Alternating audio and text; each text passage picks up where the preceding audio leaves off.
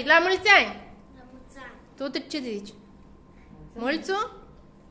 Mulțumesc! De câte ori îl dăm în sus pe scaun?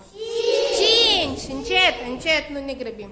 1, 2, 3, 4, 5!